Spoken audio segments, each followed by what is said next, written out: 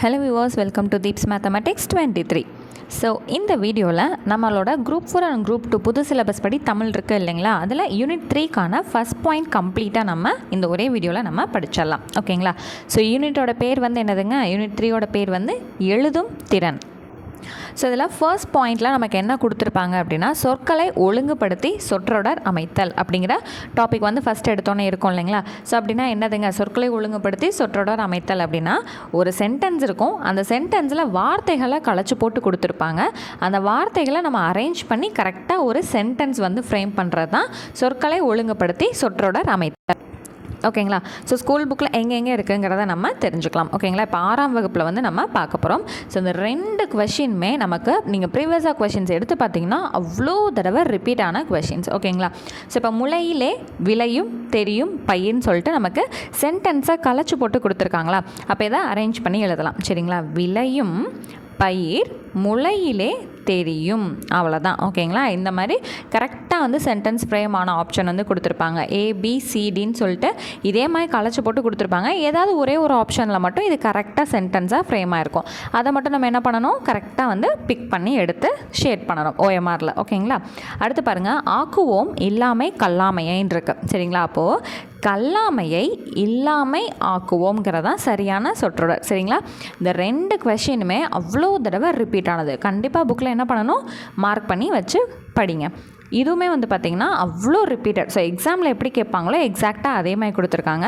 First statement பாருங்கள், கதிரவன் மறையும் காலையில் உதித்து மாலையில். ஏதாவது பொருள் இருக்கா? அப்போ இந்த ஆப்ஷன் தவறானது. அடுத்து மாலையில் காலையில் உதித்து மறையும் கதிரவன். ஏதாவது பொருள் இருக்கா? பொருளே இல்லை. அடுத்து 3வது ஸ்டேட்மெண்ட் பாருங்கள், கதிரவன் காலையில் உதித்து மாலையில் மறையும். அப்போ இந்த ஸ்டேட்மெண்ட் தான் எப்படி கரெக்டாக ஒரு சொற்றொடராக ஃப்ரேம் பண்ணி கொடுத்துருக்காங்க. ஸோ இங்கே 1 2 3ன்னு கொடுத்துருக்காங்க, நமக்கு அங்கே ABCDன்னு ஆப்ஷன் வந்து கொடுப்பாங்க, அவ்வளோதான். ஓகேங்களா? சரி, இங்கே வந்து பார்த்தீங்கன்னா இதை நீயே வந்து சொற்றொடராக மாற்றுன்னு சொல்லி கொடுத்தாங்க. இங்கே இதில் எது சரியான தொடருங்கிறத கண்டுபிடி அப்படின்னு வந்து சொல்லியிருக்காங்க. எக்ஸாமில் நமக்கு இந்த மாதிரி தான் கேட்பாங்க. சரிங்களா? இதுவுமே பல தடவை ரிப்பீட்டான ப்ரீவியஸாக கொஸ்டின் தான் நமக்கு.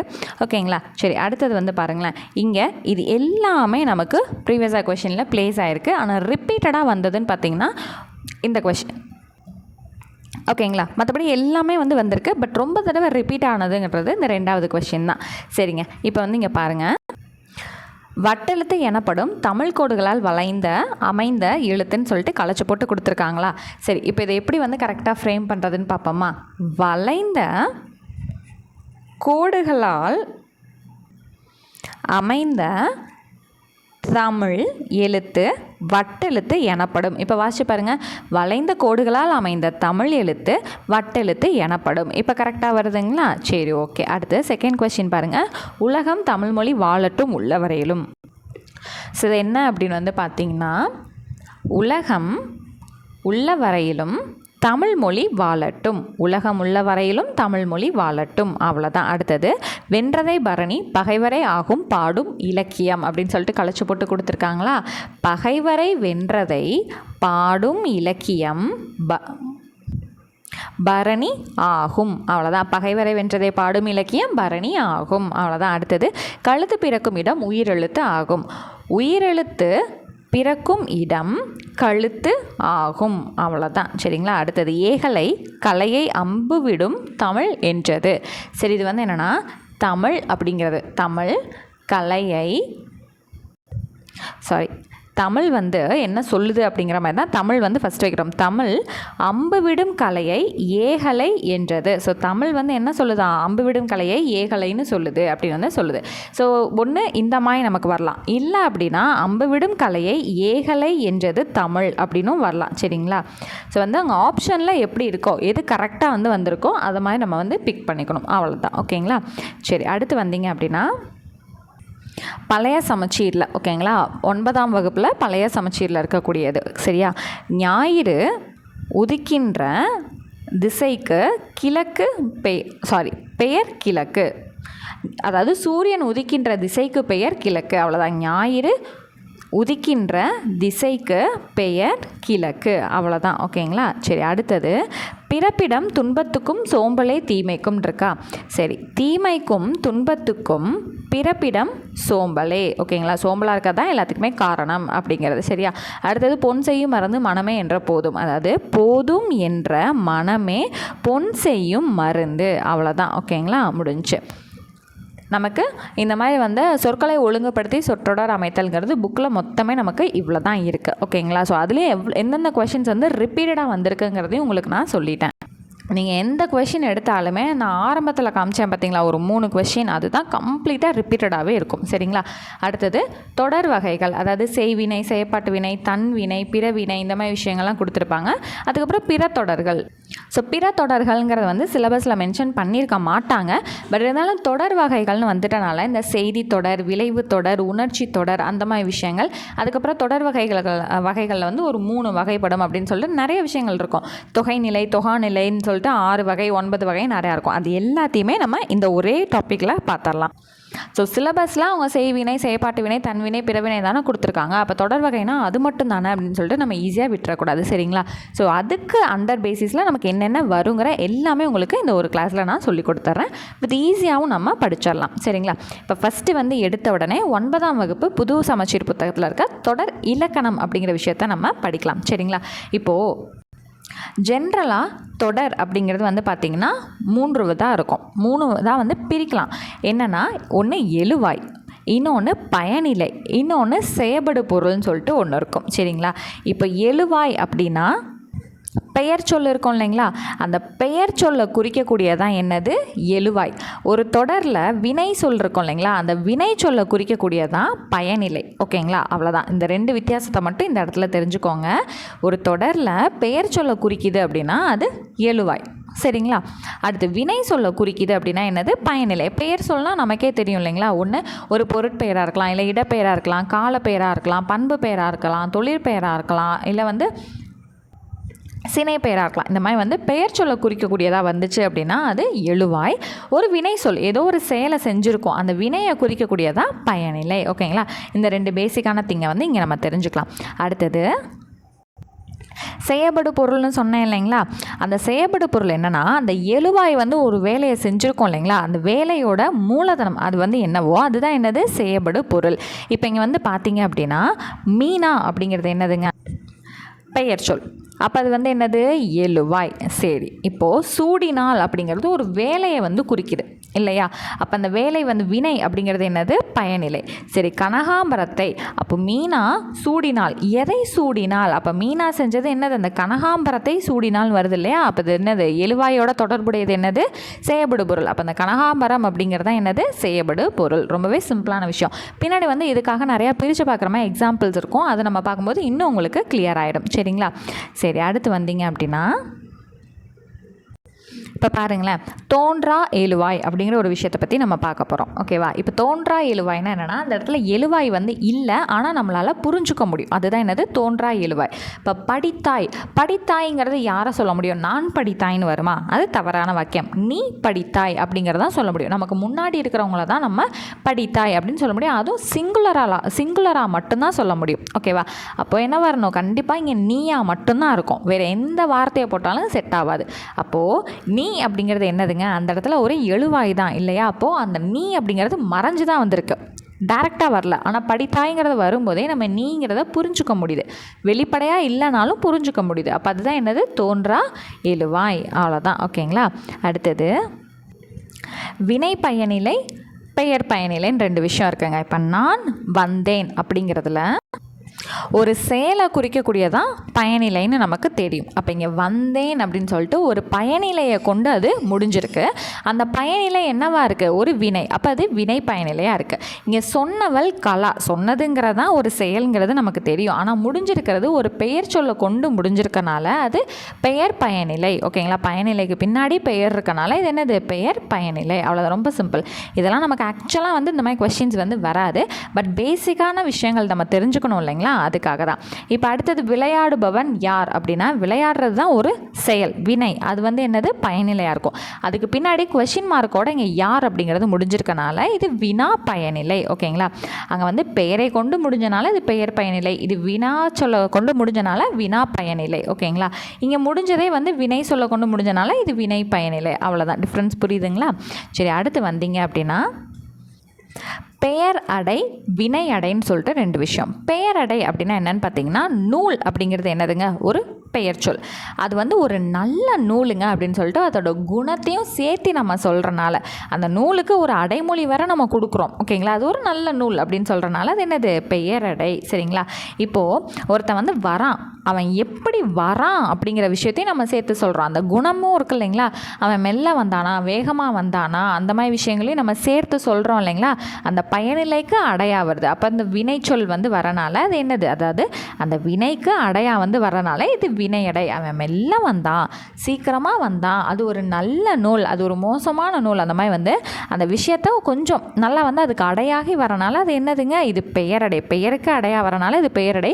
இது அந்த வினைக்கு அடையாக வரனால இது வினையடை. அவ்வளோதான். ஓகேங்களா, ரொம்ப சிம்பிளான திங் தான். அடுத்து இப்போ ஆக்சுவலாக நம்ம சிலபஸ்க்கு ரொம்ப இம்பார்ட்டண்ட்டான தன்வினை பிறவினையை பற்றி பார்க்க போகிறோம். தன்வினைனா ஒன்றுமே இல்லைங்க, நமக்கு நம்மளே செஞ்சுக்கக்கூடிய விஷயந்தான் தன்வினை. பிறவினை அப்படின்னா மற்றவங்கள செய்ய வைக்கிறது பிறவினை. ரொம்ப சிம்பிள். ஓகேங்களா, இப்போது கவிதா திருக்குறள் படித்தாள்.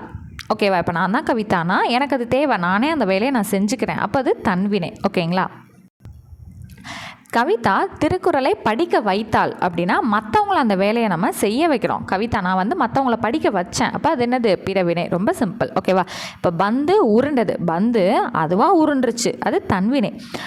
உருட்ட வைத்தான், வேற ஒரு பையன் அதை வந்து உருட்ட வச்சான், எட்டி உதச்சி உருட்ட வைக்கிறான், அப்போ வேற யாரோ அந்த பந்து அந்த வேலையை செய்ய வைக்கிறது என்னது, பிறவினை. அவ்வளோதான் டிஃப்ரென்ஸ். ஓகேங்களா, சரி, அடுத்து பார்த்தீங்கன்னா கீழே கொடுத்துருக்காங்க பாருங்கள், ஒரு எழுவாய் ஒரு வினையை அதுக்கு தேவையானதை அதுவே செஞ்சுக்கிச்சு. எழுவாய்னா யார், இந்த கவிதா பந்து இவங்கெல்லாம் யார், எழுவாய். ஓகேங்களா, அவங்களே செஞ்சுக்கிட்டாங்கன்னா அது தன்வினை.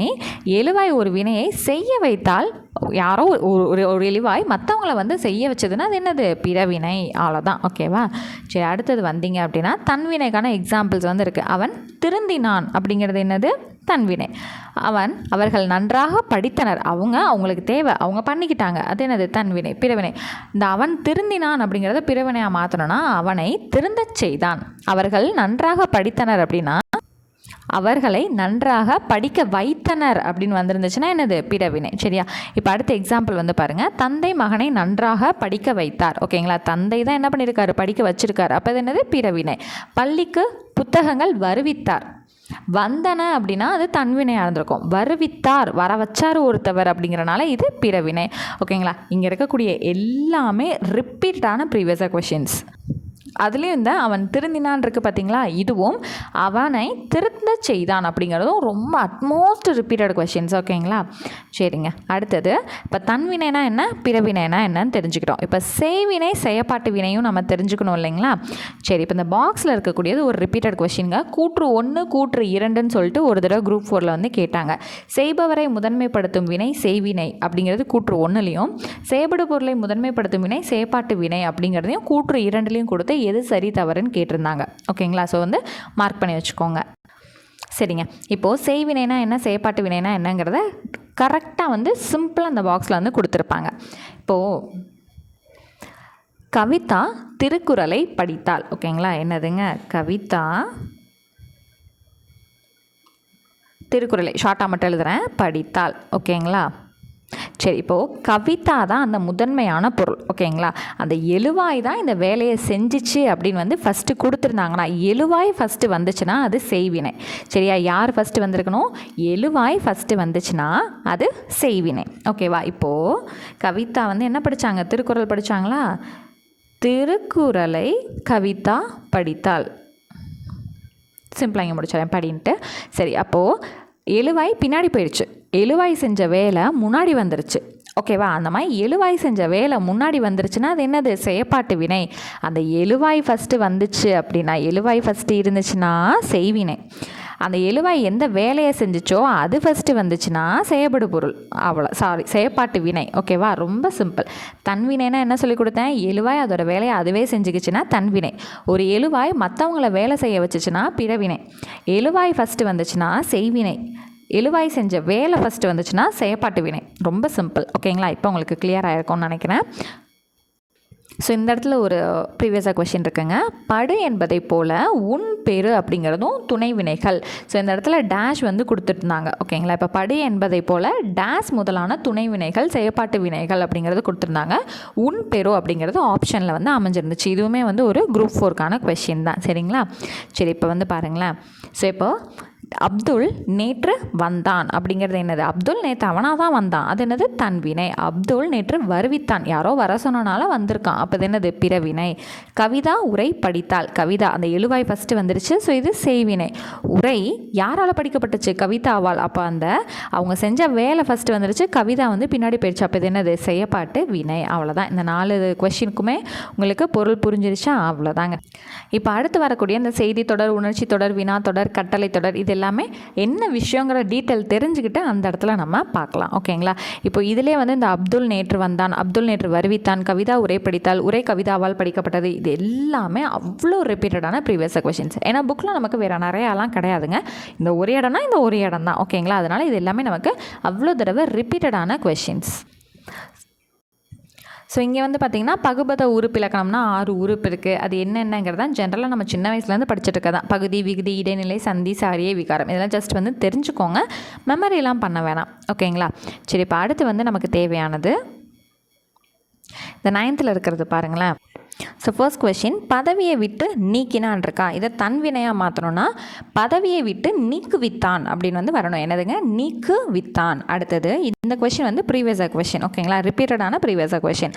மொழியியல் அறிஞர்கள் திராவிட மொழிகளை ஆய்வு செய்தனர். இந்த ஆய்வு செய்தனர் அப்படிங்கிறத பிறவினையாக மாற்றுறப்ப செய்வித்தனர் அப்படின்னு வந்து வந்துச்சுனாலே அது என்னது? பிறவினையாக மாறிடும். இப்போ தன்வினையாக இருக்கிறது பிறவினையாக மாற்றணும்னா செய்வித்தனர் அப்படின்னு சொல்லிட்டு மாற்றினாலே முடிஞ்சிச்சு. ஓகேங்களா, அவ்வளோதாங்க. அடுத்தது உண்ணப்படும் தமிழ் தேனே அப்படிங்கிறத செய்வினையாக மாற்றணும். அப்போ இந்த உண்ணப்படும்ங்கிறத உண்ணும் தமிழ் தேனேன்னு மாற்றலாம். சரிங்களா, அடுத்தது திராவிட மொழிகளை 3 மொழி குடும்பங்களாக பகுத்துள்ளனர். இதுவுமே ஒரு ப்ரீவியஸ் கொஷின். சரிங்களா, இதை செயற்பாட்டு வினையாக மாற்றணும் அப்படின்னா பகுக்கப்பட்டுள்ளன அப்படின்னு வந்து மாற்றினா முடிஞ்சு. ஓகேங்களா, அடுத்தது நிலவன் சிறந்த பள்ளியில் படித்தார். இதை பிறவினையாக மாற்றணும்னா படிப்பித்தான் அப்படிங்கிறது மாற்றினா போதும். ஸோ இந்தளவுக்கு ரொம்ப வந்து ஒரு மாதிரி இருக்குமானா கண்டிப்பாக இருக்கு இருக்காது. நமக்கு ப்ரீவியஸாக கொஷின்லாம் எந்த மாதிரி தான் ரிப்பீட்டடாக இருக்குன்றது சொன்னேன். நம்ம பாக்ஸில் பார்த்தோம் இல்லைங்களா, நேற்று வந்தான், நேற்று வருவித்தான், இந்த மாதிரி விஷயங்கள் தான் அந்த மாதிரி இருக்கும். சரிங்களா, சரி இதை பற்றிலாம் பயப்பட வேண்டிய அவசியம் இல்லை. ஆக்சுவலாக இந்த 2 பாக்ஸ் வந்து நமக்கு இந்த சிலபஸில் வந்து தேவையில்லை. ஓகேங்களா,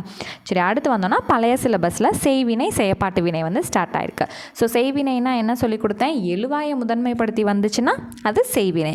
செயற்பாட்டு வினைனா எழுவாய் செஞ்ச வேலை ஃபஸ்ட்டு வந்துச்சு அப்படின்னா அது செயற்பாட்டு வினை. அதே போல் தான் கயல்விழி திருக்குறளை படித்தால். அப்போ கயல்விழிங்கிறது ஃபஸ்ட்டு வந்தனால இது என்ன வினை? செய்வினை. அடுத்தது திருக்குறள் கயல்விழியால் படிக்கப்பட்டது. அப்போ அந்த அவங்க என்ன வேலை செஞ்சாங்களோ அது ஃபஸ்ட்டு வந்துட்டனால இது என்னது? செயற்பாட்டு வினை. அவ்வளோதாங்க, ரொம்ப சிம்பிள். அடுத்து இங்கே பாருங்கள், குறிஞ்சிக்களி கபிலரால் இயற்றப்பட்டது. அப்போ கபிலர் பின்னாடி வந்துட்டார், எழுவாய் பின்னாடி வந்துருச்சுனாலே இது என்னது? செயற்பாட்டு வினை. எழுவாய் ஃபஸ்ட்டு இருந்துச்சுன்னா அது செய்வினை. ரொம்ப சிம்பிள். இப்போ உங்களுக்கு கிளியராக இருக்கும்னு நினைக்கிறேன். அடுத்து வந்து பாருங்களேன், கீழே இருக்கக்கூடிய தொடர்களை செயற்பாட்டு வினையாக மாற்ற சொல்லியிருக்காங்க.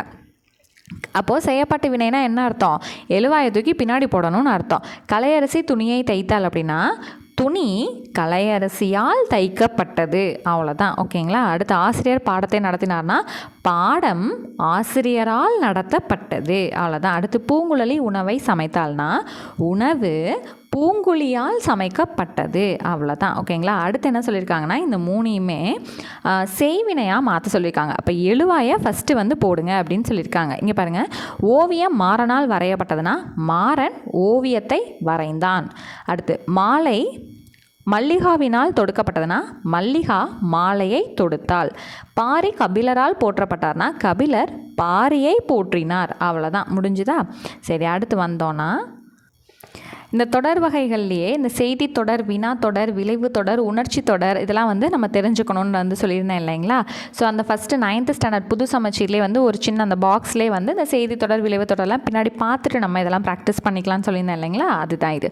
ஸோ பழைய சமச்சீர்லேயுமே நமக்கு இருக்கும், புதிய சமச்சீர்லேயுமே இருக்கும். உங்களுக்கு நான் 2 இடத்துலையுமே நான் காட்டுறேன். சரிங்களா.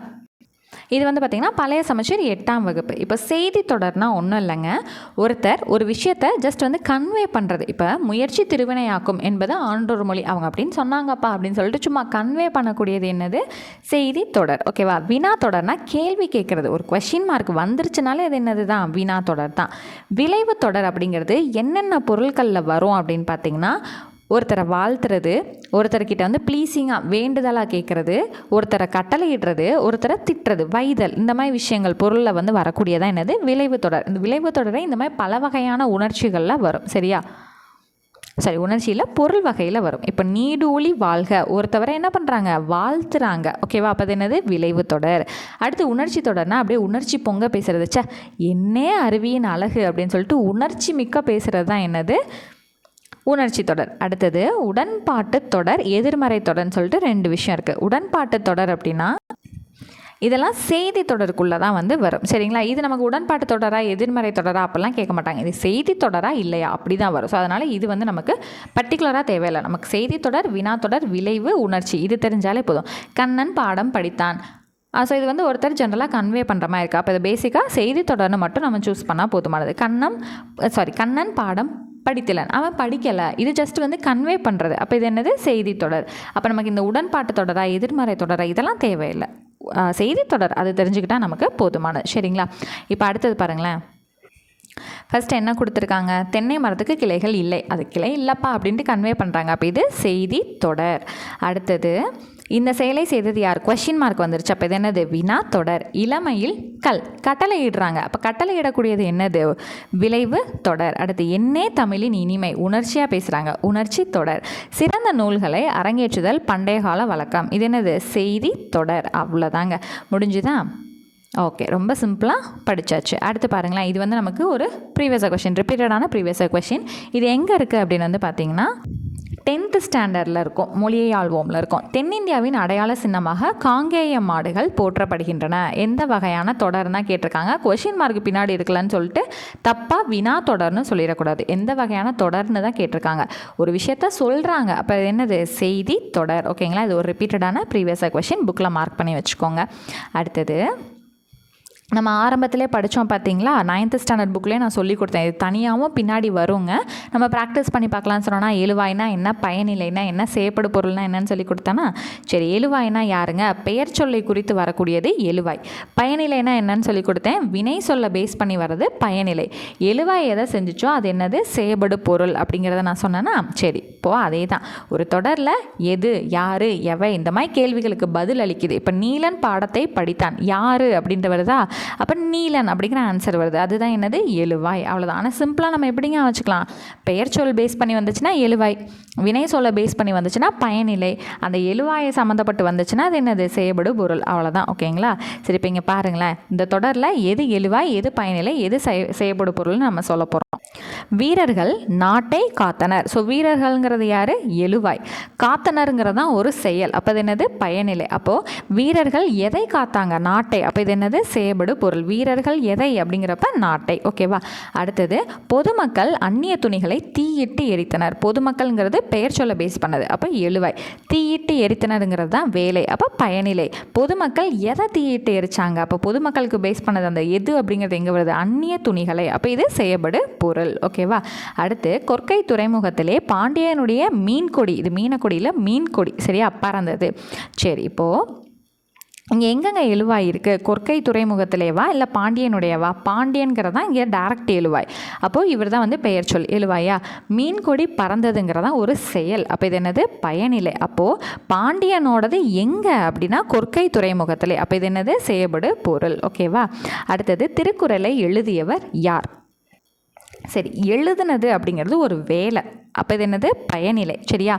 யார் அப்படிங்கிறது தான் என்ன வரும், ஒரு எழுவாயை குறிக்கக்கூடியதாக இருக்கும். அப்போ இதுதான் எழுவாய். அப்போ அந்த எழுவாய் எந்த வேலையை செஞ்சிச்சுங்கிறப்ப இந்த திருக்குறள்னு வருது. அப்போ செயபடு பொருள். அவ்வளோதான். ஓகேவா? கபிலர் குறிஞ்சிப்பாட்டை எழுதிய புலவர்னா கபிலருங்கிறது எழுவாய், குறிஞ்சிப்பாட்டைங்கிறது செயபடு பொருள், எழுதிய புலவர் ஒரு வேலையை சொல்லுது. அப்போ பயனிலை. அவ்வளோதான். முடிஞ்சுதுங்களா? ரொம்ப சிம்பிள். அதை கீழே அந்த பாக்ஸில் தனித்தனியாக எழுத சொல்லியிருப்பாங்க. புக் இருந்துச்சு அப்படின்னா தனித்தனியாக எழுதுங்க. சரி, அடுத்தது தொடர் வகைகள். இந்த செய்தி தொடர், வினா தொடர் எல்லாமே புது புக்குலையும் இருக்குன்னு சொன்னேன் இல்லைங்களா? அதுதான் தொடர்கள். பொருள் அடிப்படையில் 4 வகைப்படும். அதுதான் என்னதுங்க, அந்த செய்தி தொடர், வினா தொடர், விளைவு தொடர், அதுக்கப்புறம் உணர்ச்சி தொடர். செய்தி தொடர்னா என்னதுங்க, ஒரு செய்தியை தெளிவாக சொல்லணும், அதுதான் செய்தி தொடர். ஓகேவா? வினா தொடர்னா வினா பொருள் கொடுக்கக்கூடியது வினா தொடர். விளைவு தொடர்னா என்னென்ன வரணும், ஏவல், வேண்டுதல், வாழ்த்துதல், வைதல், இந்த மாதிரி தொடர்கள் பொருள் கொண்டு வந்துச்சுனாலே அது விளைவு தொடர் தான். ஆல்ரெடி நம்ம பார்த்தோம் இல்லையா, இலைமயில் கல், ஏவல்னாலும் கட்டளைனாலும் ஒன்று தான். சரியா?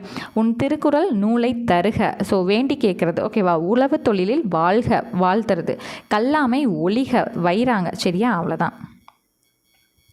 சரி, உணர்ச்சி தொடர்னா உணர்ச்சி பொங்க சொல்லக்கூடியது. இதுக்குமே பொருள் வந்திருக்குங்க. உவகை, அழுகை, அவலம், அச்சம், வியப்பு.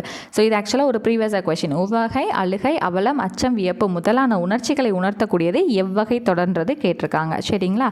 அவ்வளோதாங்க. ஸோ இது ஆல்ரெடி நம்ம பார்த்தது தான். இப்போ முக்காலமும் உணர்ந்தவர்கள் நம் முன்னோர்கள் ஒரு செய்தியை தெளிவாக சொல்கிறாங்க. அப்போ இது என்னது, செய்தி தொடர்.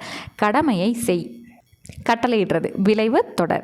பாரதியார் பாடல்களின் இனிமைதான் என்ன, இது வந்து என்னதுங்க, உணர்ச்சி தொடர். அடுத்து நீ எத்தனை புத்தகங்களை படித்திருக்கிறாய், வினா தொடர். அவ்வளோதான். ஓகேவா? ரொம்ப சிம்பிளான விஷயங்கள் தான் இது. அடுத்தது வேற்றுமையுமே இந்த தொடர் வகையில் தான் நமக்கு உள்ளே வந்து வரும். சரிங்களா? ஏங்க இந்த 8 வேற்றுமையும் படிக்கணுமானா கண்டிப்பாக நம்ம படித்து வச்சுக்கணும். சரிங்களா? இப்போது பெயர் சொல்லோட பொருளை வேறுபடுத்தி காட்டுறதாக வர்றது தான் என்னது, இந்த வேற்றுமை. ஸோ எக்ஸாம்பிளுக்கு உங்களுக்கு சொல்லணும்னா கபிலனை எடுத்துக்குவோம். வரணும். கபிலனை, கபிலனுக்கு, கபிலனது. இப்போ இதில் பாருங்களேன், இந்த பெயர் சொல்லுக்கு பின்னாடி கபிலன் அப்படிங்கிறது பெயர் சொல். கபிலனை என்ன வந்திருக்கு, ஐ. கபிலனுக்கு கு வந்திருக்கு. கபிலனது அதுன்னு வந்திருக்கா. இது எல்லாமே என்னது, வேற்றுமையோட 2ஆம் வேற்றுமை உருபு, 3ஆம் வேற்றுமை உருபு, 4ஆம் வேற்றுமை உருபு, நம்மளால் சொல்ல முடியுதா 6ஆம் வேற்றுமை உருபுன்னு. அப்போது இது எல்லாமே பெயர் சொல்லோட பொருந்தி வரக்கூடியதான் என்னது, இந்த வேற்றுமை தொடர்கள். ஓகேங்களா? ஸோ இப்போ உங்களுக்கு புரிஞ்சிருக்கும்னு நினைக்கிறேன். மொத்தமாக எத்தனை இருக்குது, 8 வேற்றுமைகள் வந்து இருக்குது. முதல் வேற்றுமையிலேருந்து 8ஆம் வேற்றுமை வரைக்கும் இருக்குது. ஸோ முதல் வேற்றுமைக்கு வந்து பார்த்திங்க அப்படின்னா நமக்கு உருபு வந்து எதுவும் கிடையாது. இந்த ஐ அப்படிங்கிறதே ஸ்ட்ரைட்டாக நமக்கு எங்கே தான் ஆரம்பிக்கும், 2ஆம் வேற்றுமையில் தான் ஆரம்பிக்கும் இல்லைங்களா.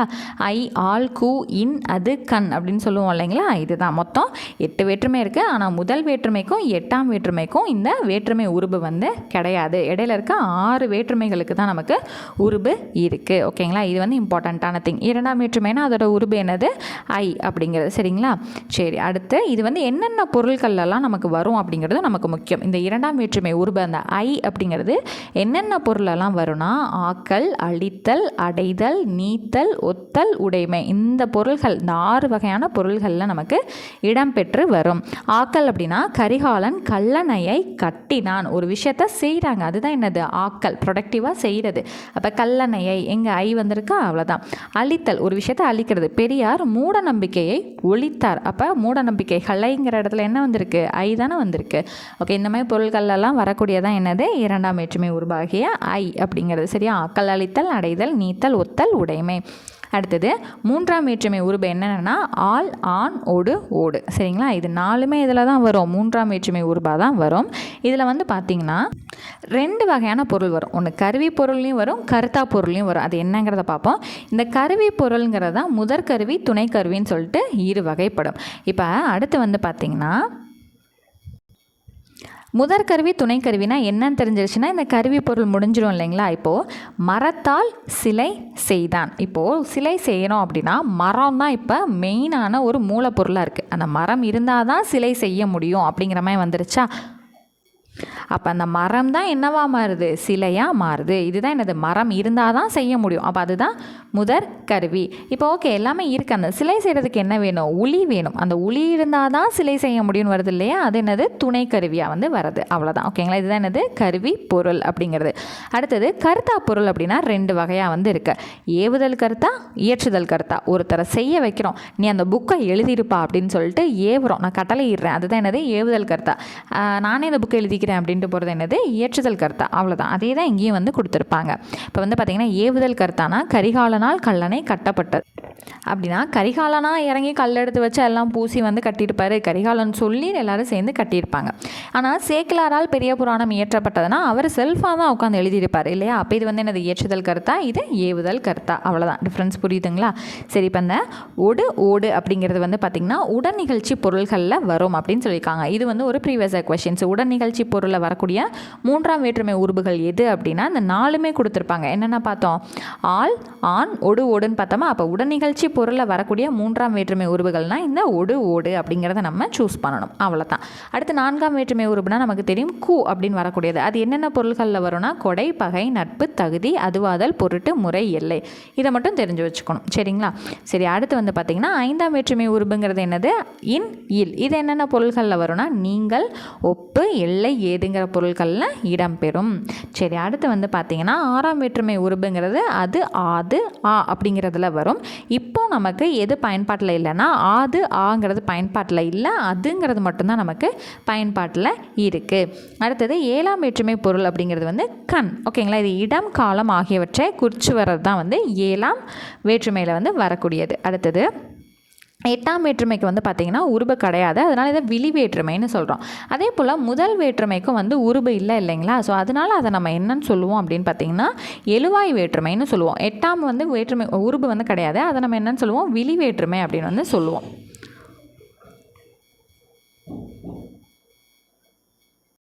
அடுத்து ஒரு முக்கியமான விஷயங்க, இந்த இல் அப்படிங்கிறது வந்து 5ஆம் வேற்றுமையிலையும் நமக்கு வரும், 7ஆம் வேற்றுமையிலையும் வரும். இங்கே இருக்குது பார்த்திங்களா, இந்த உருபுகளெல்லாம் கொண்டு வருங்கிறது இருக்கா, இல்லுங்கிறது இதில் இருக்கா.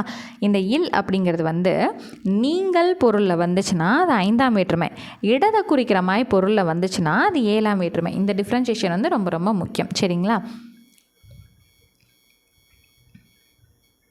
இந்த 1 மார்க்ஸ் எல்லாமே இப்போ நம்ம உள்ளே படித்ததை வச்சு ப்ராக்டிஸ் பண்ணுறது தான். சும்மா ஜஸ்ட் வந்து ப்ராக்டிஸ் மட்டும் பண்ணி பாருங்கள்.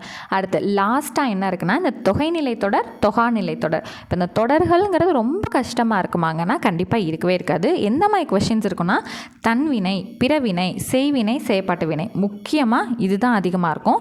இன்னொன்று இந்த செய்தி தொடர், விளைவு தொடர், அந்த மாதிரி விஷயங்கள் பார்த்தோம் இல்லைங்களா, அது வரும். மற்றபடி உங்களுக்கு இந்த வேற்றுமை தொடர் படிக்க வச்சோம் இல்லைங்களா, அதுலேருந்து மேஜராக பெருசாக கொஷின்ஸ் வந்து இருக்காது. பட் இருந்தாலும் நம்ம படிச்சுக்கிறது தொடர் அப்படிங்கிறதுக்கு கீழே அதெல்லாம் வரதுனால நம்ம படிச்சுக்கிறது நல்லது. அதே போல் தான் இந்த தொகைநிலை, தொகாநிலையம். இந்த தொகைநிலை பார்த்திங்கன்னா 6 வகை இருக்கும், தொகாநிலை 9 வகை இருக்கும். ரொம்ப பெருசாலாம் இருக்காது, ரொம்ப ஈஸி, சிம்பிளாக தான் இருக்கும் பாருங்கள். இப்போ வந்து தொகை அப்படின்னா என்னென்னா மறைந்து வரக்கூடியது. ஓகேங்களா, தொக்கி அப்படின்னு சொல்லுவாங்க. மறைந்து வரக்கூடியதான் என்னது அப்படின்னா தொகை நிலை. தொகா அப்படின்னா எதுவுமே மறையாமல் எல்லாமே டைரெக்டாக இருக்கும், பார்த்தாலே நம்மளால் சொல்ல முடியும், அதுதான் தொகா நிலை. சரிங்களா. அப்போ மறைஞ்சு வரக்கூடியதில் 6 வகை இருக்குது, மறையாமல் வரக்கூடியதில் 9 வகை இருக்குது. சரிங்களா. இப்போது வேற்றுமை தொகை. தொகைனா என்னன்னு சொல்லியிருக்கேன், மறைஞ்சு வர்றது. இப்போது திருக்குறள் படித்தால், இது ஆக்சுவலாக எப்படி வரணும், திருக்குறளை படித்தால் அப்படின்னு வரணும். அந்த ஐ அப்படிங்கிறது இங்கே மறைஞ்சு வந்திருக்கா.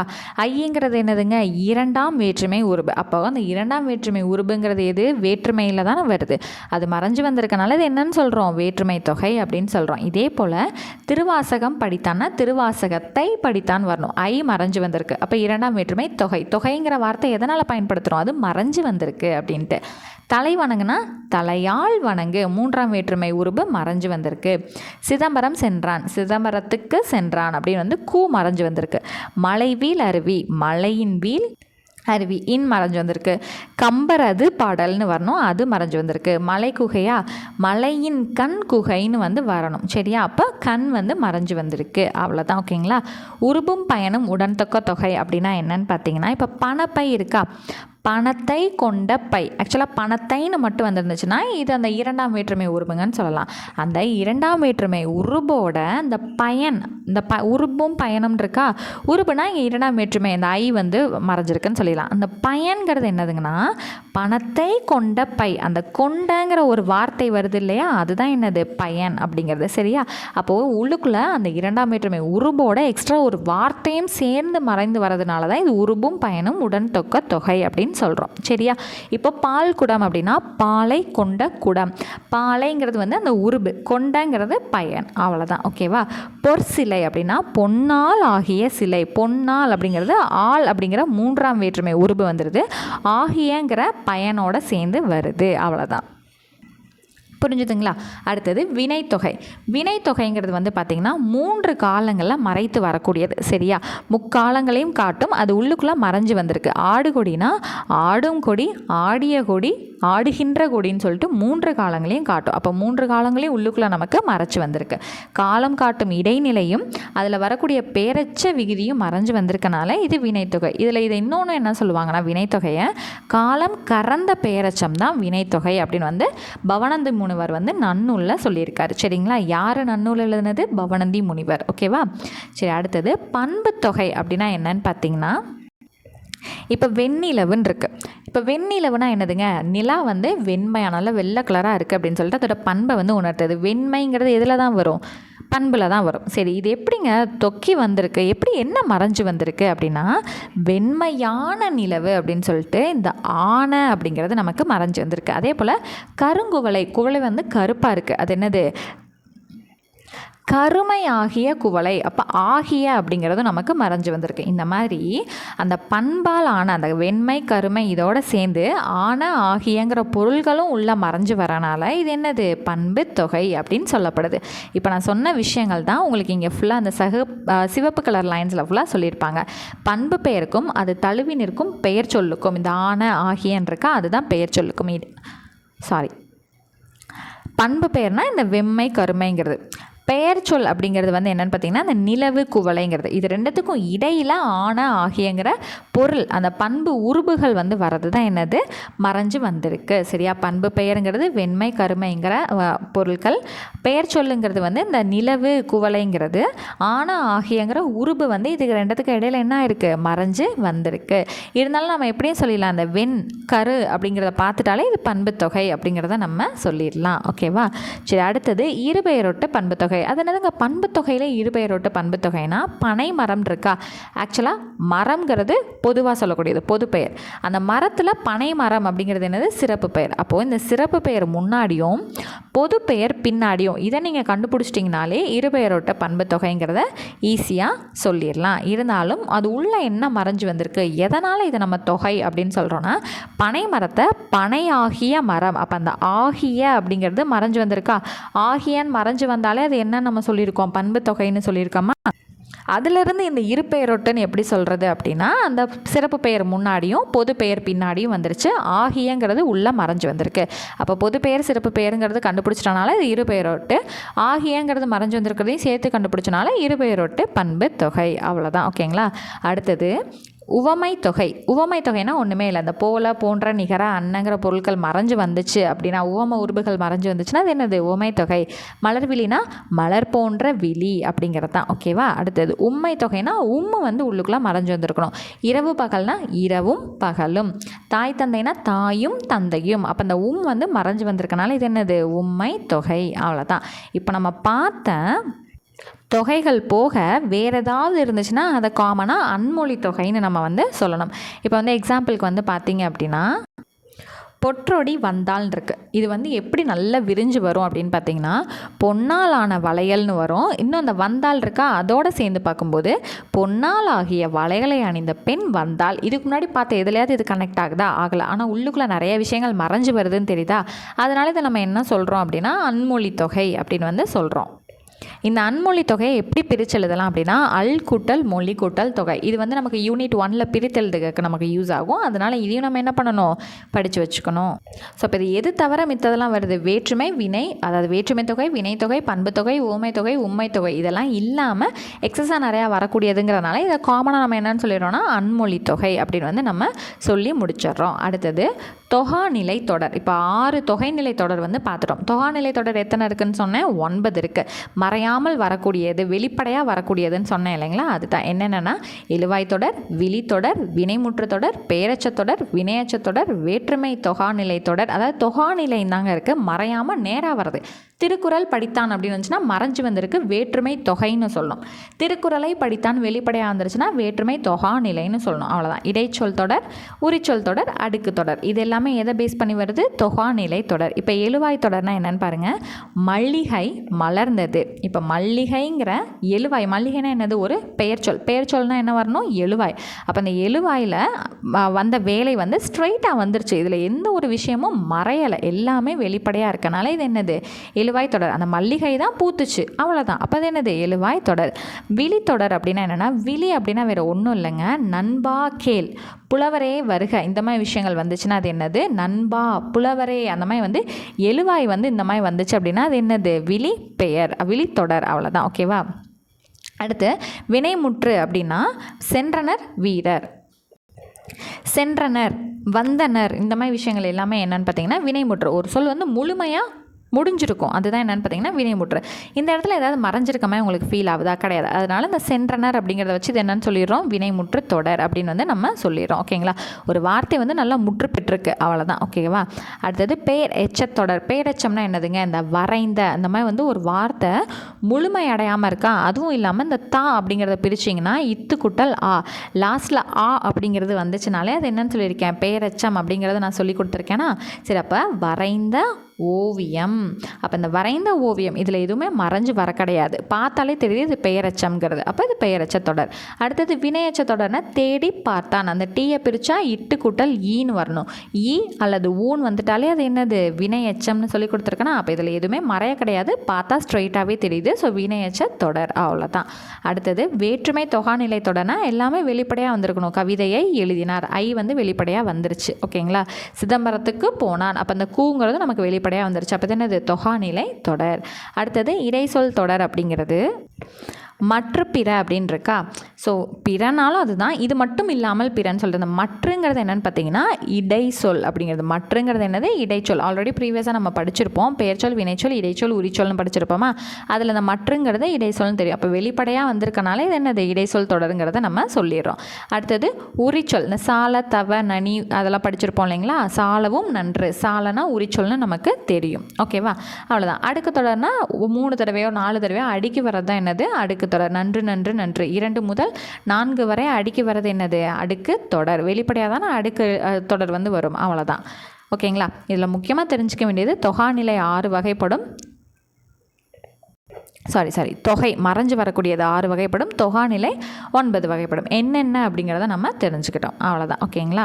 சரி, இதெல்லாமே வந்து நம்ம படித்ததை வச்சு ப்ராக்டிஸ் பண்ணக்கூடியது. ஸோ அடுத்து வந்து பார்த்திங்கன்னா இவ்வளோ நேரம் நம்ம பார்த்தது 8ஆம் வகுப்பில் இருந்த தொகைநிலை தொடரும் தொகாநிலை தொடரும். இதே இது புது சமச்சீர் 10ஆம் வகுப்புலையுமே வந்து பேஜ் நம்பர் 40 பார்த்திங்கன்னா தொகைநிலை தொடரும் மறுபடியும் இருக்கும், தொகாநிலை தொடர். இப்போ நம்ம என்ன படித்தோமோ அதுதான் அப்படியே ரிப்பீட்டடாக இருக்கும். இது வந்து 10th ஸ்டாண்டர்டோடது. ஓகேங்களா. ஸோ பாருங்களேன், தொகைநிலை தொடர்னா மொத்தமாக 6 வகைப்படும் அப்படின்னு சொல்லிட்டு இந்த வேற்றுமை தொகை கீழே இங்கே ஆரம்பிக்குதா, இங்கே வேற்றுமை தொகை ஆரம்பித்ததுக்கப்புறம் அடுத்து என்ன வரணும், உருபும் பயனும் உடன் தொகைங்கிறது வரணும்.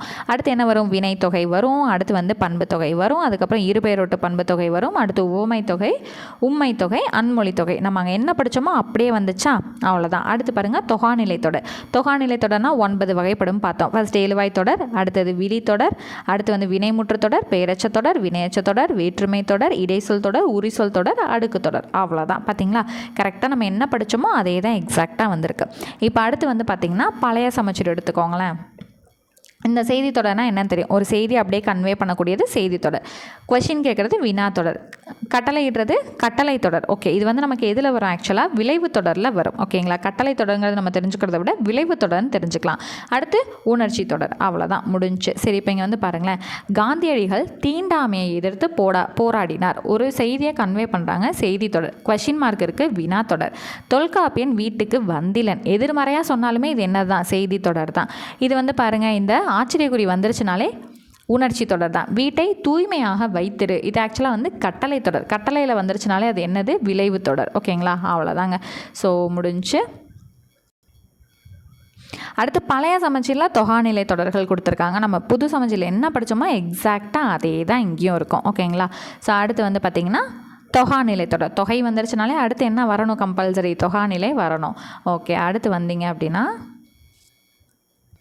ஸோ இந்த பேஜ் வந்து நமக்கு சிலபஸில் செகண்ட் பாயிண்ட்டுக்கு வரக்கூடியது மாற்றி இந்த இடத்துல வந்துருச்சு. ஸோ ஃபஸ்ட் பாயிண்ட்டுக்கு வராது, இது செகண்ட் பாயிண்ட்டுக்கான பேஜ். ஓகேங்களா, அது படிக்கும்போது நம்ம படிச்சுக்கலாம்.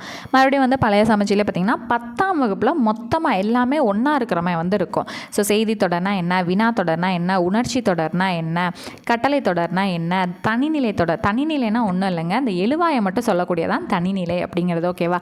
அடுத்து தொடர்நிலைனா என்ன, கலவை தொடர்னா என்ன, செய்வினை, செயற்பாட்டு வினை, தன்வினை, பிறவினை. ஸோ இந்த மாதிரி விஷயங்கள் எல்லாமே ஒரே இடமா வந்து மொத்தமாக கொடுத்துருப்பாங்க, குட்டி குட்டியாக வந்திருக்கும். இது எல்லாமே நம்ம தனித்தனியாக பார்த்தோம் இல்லைங்களா, அதுதான் இது.